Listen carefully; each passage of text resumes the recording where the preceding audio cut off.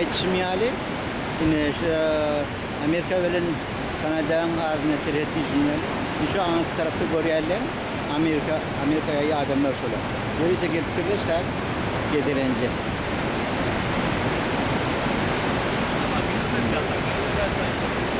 Orada elbette bir şu açın bir görüyorlar. Bir orada düşünüyorlar, kamera yanıyorlar, filmler yetenirler. Şunu yani. Ne yürüyte hem parahot su gemisi bir bariyer bir geliye. Yani turistleri gelen mihmalleri getirdi şu yakının görtüktür. Bunun izine var ya. O da anladan geliye bir Amerika'ya. Onun görecek olayın baydağını. Baydak parlantı. Ana. Ve Amerika taraftan gelen turistler. Ini suyu.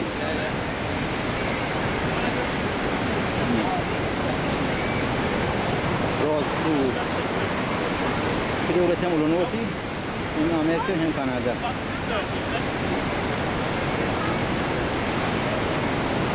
Jadi ruah urban suyu ya, etre suyu. Türkmen Sahra ve Türkmenistan arasında buluşuyorlar. Elbette uğraktır.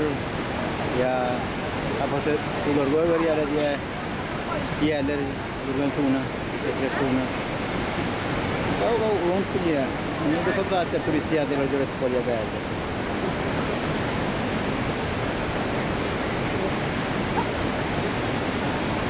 Ini berada şu an yarın çimtrak başladı.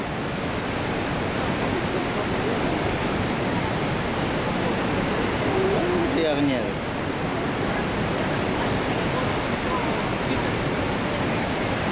Bilmem kuşla görünüyor ne görünüyor ne havada olmuşlar. Burada belli oluyor kuşun göre azakta bağlı top olmuyor.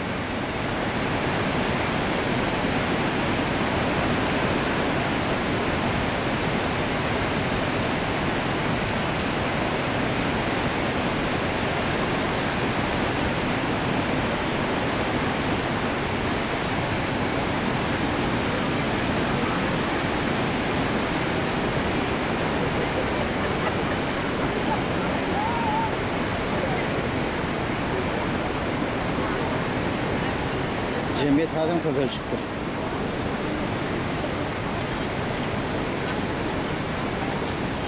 Hakan Tay, saat hani şu var. Saat 9'da dünya şey. Tek bir yarımda yani 9'un yarına geldiğinden hem gündüzlükte hem akşamda diyeceğim havadan var. Gece hem gündüz.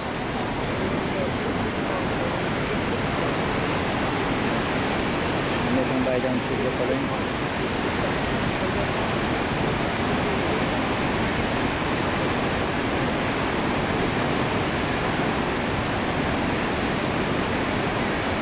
Amerikan bayramı. Ne olsa tayin alayım.